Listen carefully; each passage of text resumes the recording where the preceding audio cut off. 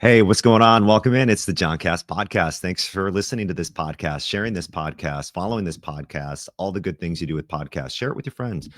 Comment on Spotify. I love replying to comments on Spotify. All right, coming up on today's podcast, I've got some great Kelly Sheffield show audio for you. Kelly is going to break down the Badgers offense here in just a few minutes. It's just, you got to gobble this up if you're a Badger volleyball fan. And this all kind of stems from an article that Dennis Punzel recently had at the Wisconsin State Journal. So I want to touch on that here in just a moment.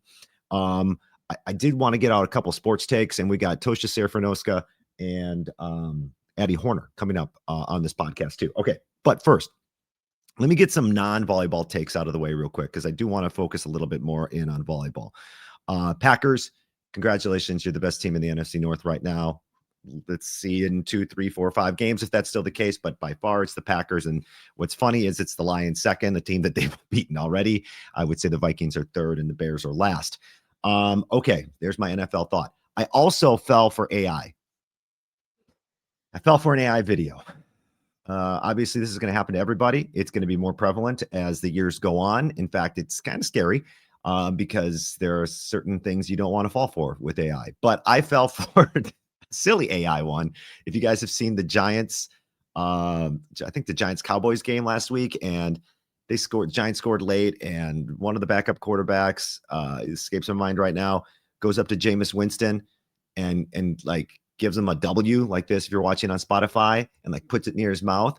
And then the AI has him like putting it in Jameis's mouth. I was like, that's disgusting. What are they doing? And I just kept flipping through it. But I found out this week that is just AI. And it totally got me. And I thought it's hilarious because it was just such a weird thing to AI. And I just, you see it on a small screen and you're just scrolling and I'm not paying too much attention to it. I'm like, oh, that's a weird video. But shout out to Cole from Wisconsin Volleyball, who said, hey, that's AI. I'm like, no, that's AI. All right. Speaking of Wisconsin Volleyball, the Badgers offense looks just so well tuned right now. It's almost like the perfect scenario. I know they've got another non-conference coming up against Florida on Sunday. But man, this seems to be tuned in right before the Big Ten season pretty well right now. 488 hitting percentage against Georgia. We know the records that's set. That's the highest hitting percentage against a ranked team ever. I think it was the third highest in a 3-set match. And then they go for the fourth highest in a 3-set match the following match against Marquette when they go for 487 attack percentage against the Golden Eagles at Fiserv Forum. This offense is humming, and it's kind of happening at the right time, and everybody's getting more comfortable. And it all kind of stems together with Dennis Punzel's article. I've reposted it on X. I suggest you go check that out on my X account. But he really breaks down the back row attack and how Wisconsin's trying to utilize that to open up the entire offense. Okay. And it led to a lot of discussion on the Kelly Sheffield show this week, which, by the way, you can hear on ESPN Madison, and you can catch it on their YouTube page. You're gonna want to listen to this one, the Kelly Sheffield show. So once it gets posted, it plays tonight. Shoot, I don't have the time. I probably should have gotten the time. Hold on. I'm going to pause this recording. I'll be right back. Look at the pause feature coming up clutch. You can listen to the Kelly Sheffield show live on ESPN Madison at 6 p.m. on Friday. So if you're listening to this podcast on Friday the 19th, that's when it's being recorded, 6 p.m. tonight, or you can catch it on the YouTube page. You're going to want to listen to the offensive breakdown from Kelly Sheffield, but Dennis did a really good job explaining what they call the various routes in the back row, how I think it's almost 17% of Wisconsin's total attacks have been out of the back row. Compare that with the first match of the year. I got those numbers from Gary right away. I'm like, well, tell me the back row numbers. And it was almost 20%. So it's a little less. So it looks like it's going to settle into that 15 to 20% range, perhaps, is what maybe it just kind of naturally falls at for back row attacks. Mimi Collier takes the majority of those, and her back row hitting number is 365. It's just great stuff from Dennis Punzel, really breaking it down, explaining it. And I think there's a great quote in there from Lauren Carlini too, talking about from the perspective of the defense and a middle blocker, and how you have to watch the routes and look at the corner of your eye. You see someone coming from the back row and you're following this hitter, and it just makes things more difficult for the defense. It really does. And it's really well written, and it really gets you excited. And I think you're going to learn. Just read that article. You're going to learn more about not only what they call the routes, but just what they're trying to accomplish on offense. And so speaking of that, that was part of, like I said, the main conversation on the Kelly Sheffield show. So I thought I'd bring a little snippet of this. Once again, 6 p.m. on ESPN Madison. If you're listening on this Friday, if it's past Friday, it's on their YouTube page. So you can go check out the entire episode of the Kelly Sheffield show. But Kelly kind of broke down the offense and how it compares to years past. Take a listen to Wisconsin head coach Kelly Sheffield. I would think about, when Dana Redke was here, we ran a lot of slides. Our offense ran through her, and it kind of forced the middle blockers to make a decision. Were they going to go out with the slide? Because we ran it pretty quick. Even though she was tall, she hit it really well when we ran it quick. So they had to make a decision with that. Then we were running a 6-2 for a couple years. When Dana was here, we had almost no back row attack. So when Sydney was front row, it was Dana and an outside hitter, and when Sydney was in the back row, we had 3 hitters. Again, nothing in the back row. So it's a pretty simple offense. Now trying to stop it was not easy. And then we ran a 6-2 for a couple years, all front row attackers, maybe a little bit of Frank coming out of the back row, but it was mostly front row attackers. But the offense was not difficult at all. It was hard to stop because of the size and the physicality and the fact that we were able to get 3 attackers pin to pin all 6 rotations. That's what made it kind of tough.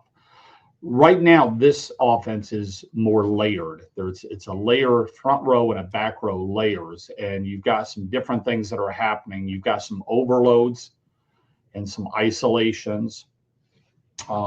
Some crossing patterns in some cases where you're crossing, maybe you're running a slide along the front row, but you're running an inside ball out of the back row, both behind the setter.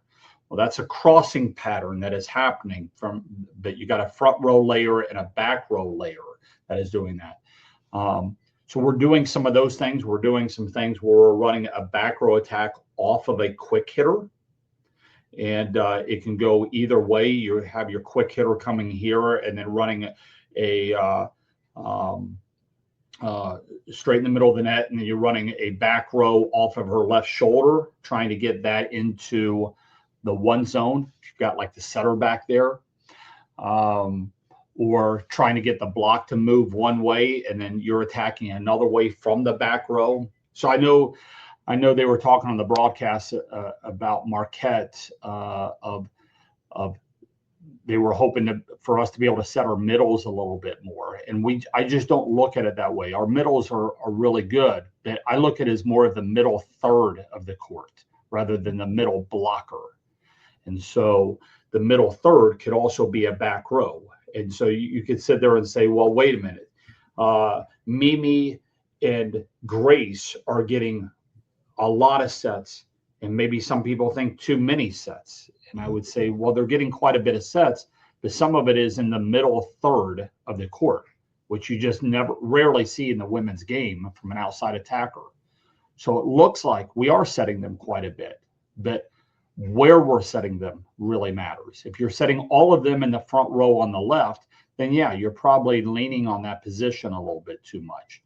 But the stress that it's causing defenses is substantial.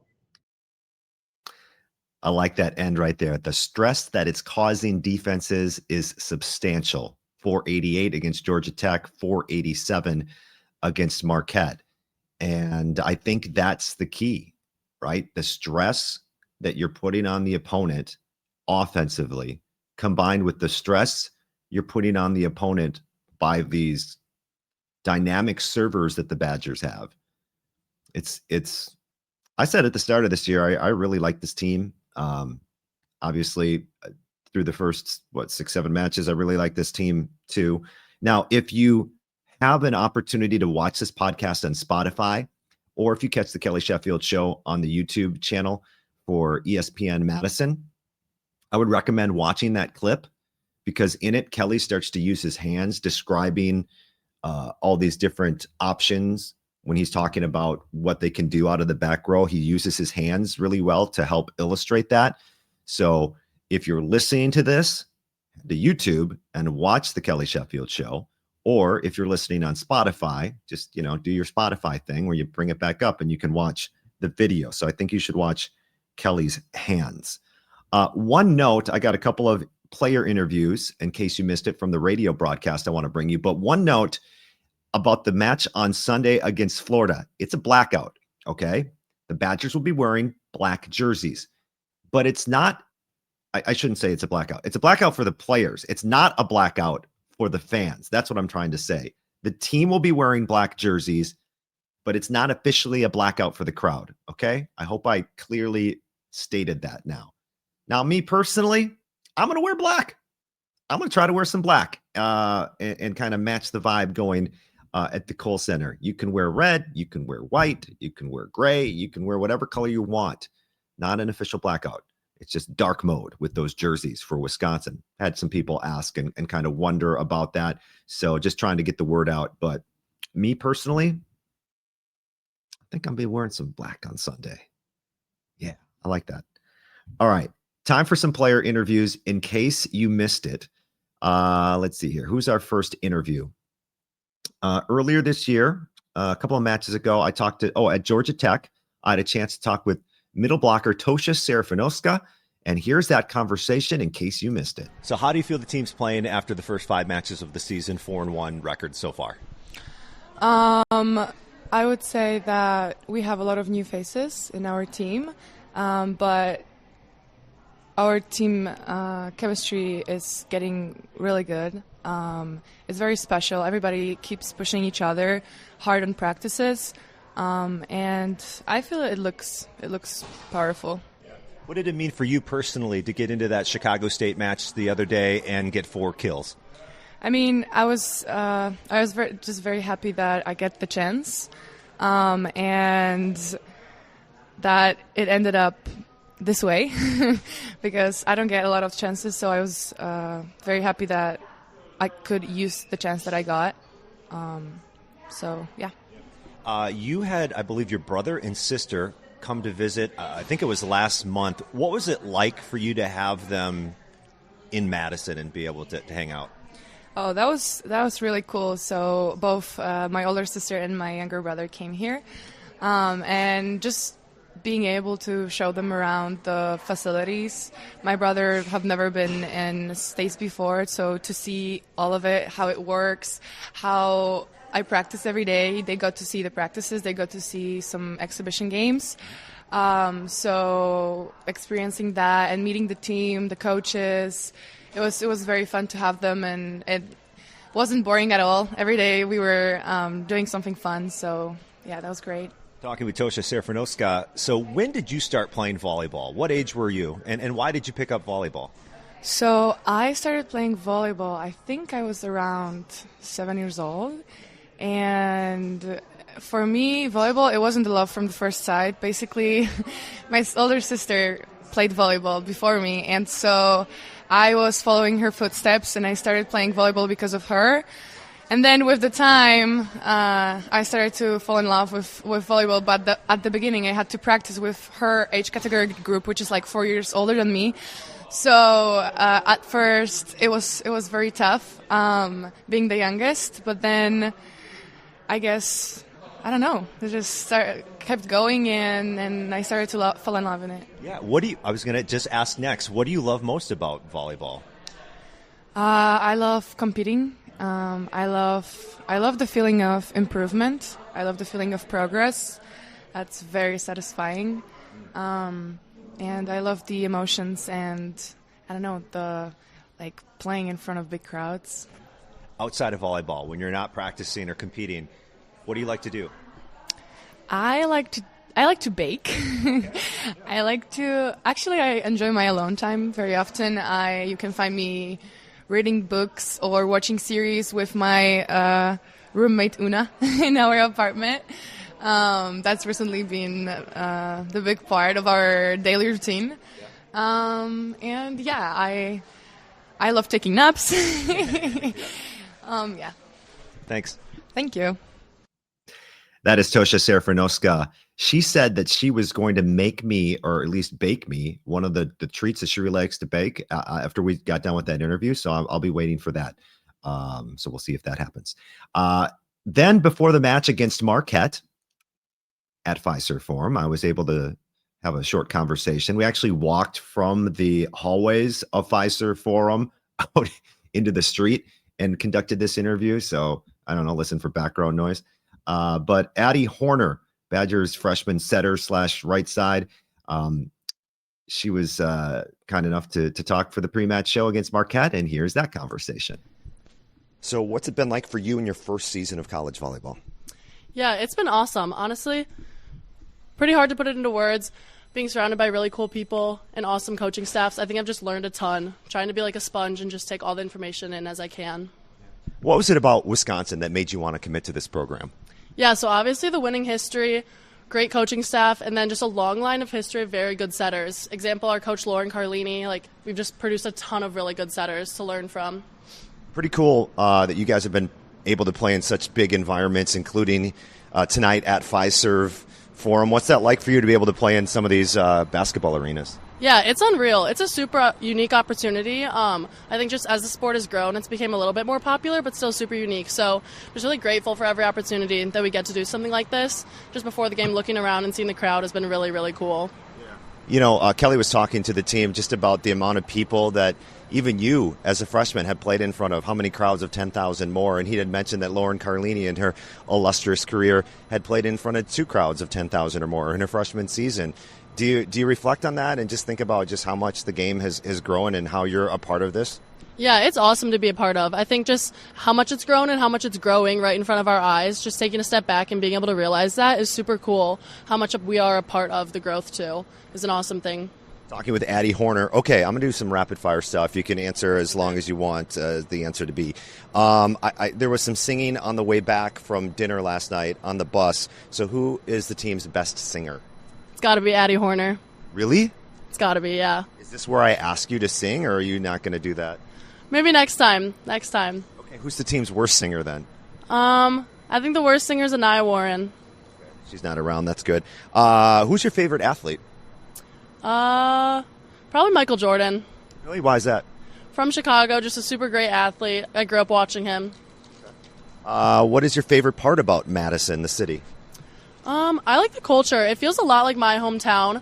Just like a little bit off from campus. There's a ton of neighborhoods, a lot of families. It feels like home to me. What age did you start playing volleyball?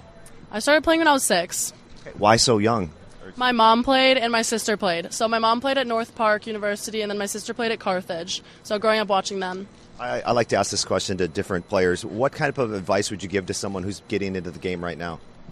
I would say just to be where your feet are and enjoy every place that you are. I think a lot of times people are waiting for the next thing, like, oh, I can't wait for high school ball, I can't wait for college, but then you don't really get to take advantage of where you are at that moment. So just be where your feet are, enjoy where you're at. Okay, if we get another interview, you're going to sing then, okay? I will, yeah. Thanks, Addy. Thank you. There you go. That is Wisconsin's freshman Addy Horner.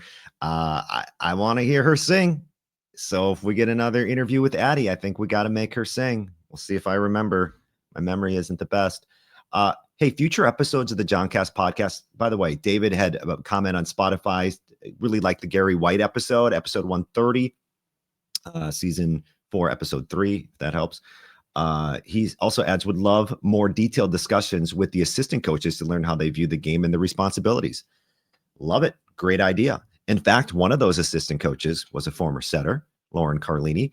And I'll just say this, I'm working on a very special Johncast podcast coming up probably like a month, maybe a little less than a month, with Lauren and some other special guests.